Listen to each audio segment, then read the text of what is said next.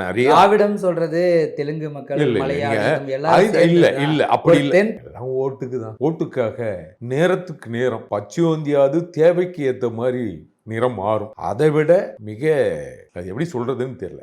நாட்டுக்காக உழைக்கிற உதயநிதியை யாரு எப்படி யாரு சொல்றது? இல்ல இல்ல நீங்க அவர் துணை முதல்வராக இருக்கலாம். அதுக்காக சாதி ஒழிப்புன்னு பேசிக்கிட்டு ஜிடி நாயுடு பேர்ல பாலம் திறந்த ஒரு கோஷ்டி தான் திராவிட மாடலுடைய துணை முதல்வர். அப்போ ஜிடி நாயுடு அப்படின்னு பேர் வைக்கிற அந்த திராவிட மாடல் தமிழர்களுடைய அடையாளங்களை மட்டும் அழிக்கிறதுல குறியா இருப்பாங்க.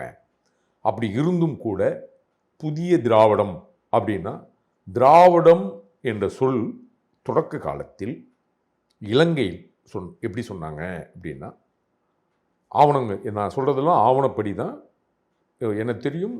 நான் வரலாற்று வெறும் தமிழர் சேனை கட்சி மட்டும் இல்லை, நான் பறையர் வரலாற்று ஆய்வாளரும் கூட. அதில் திராவிடம் என்ற சொல் தமிழ் மொழியை மட்டுமே குறிக்கிற சொல்லா பயன்பட்டது ஒரு காலத்தில்.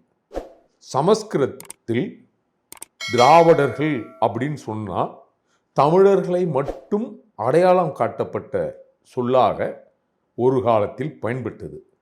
இன்றைக்கு திராவிடம் என்ற பெயருக்குள், திராவிடம் என்ற சொல்லுக்குள் இன்றைக்கு தெலுங்கை தாய்மொழியாக கொண்டவர்களும் கன்னடர்களும் அவங்க மலையாளிகளும் அதற்குள் திராவிடத்திற்குள் ஊடுருவி திராவிடம் என்ற தமிழருடைய அடையாளத்தை அடித்து கொண்டிருக்கிறார்கள்.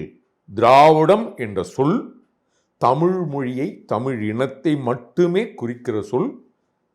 அதை யாரும் புரிந்து கொள்ளாமல், அதனால்தான் இல்ல திராவிடம் அப்படின்ற சொல் எப்படி தமிழுக்கு உரிதானது நீங்க எப்படி ஆமா நிறைய திராவிடம் சொல்றது தெலுங்கு மக்கள், மலையாளம் எல்லாரும் இல்ல இல்ல அப்படி இல்ல. தென் தமிழகத்தினுடைய ஒரு இனத்தினுடைய திராவிடம் சொல்றாங்க. இல்ல இல்ல அது பிற்காலத்தில் திராவிடம் என்ற சொல்லை வடுக வந்தேரிகள் களவாடி விட்டார்கள். நீங்க திராவிடத்தை விட்டு கொடுத்தீங்கன்னா, தமிழர்கள் விட்டு கொடுத்தீங்கன்னா, அது வரலாற்றில் மிகப்பெரிய பிழையாக மாறும்.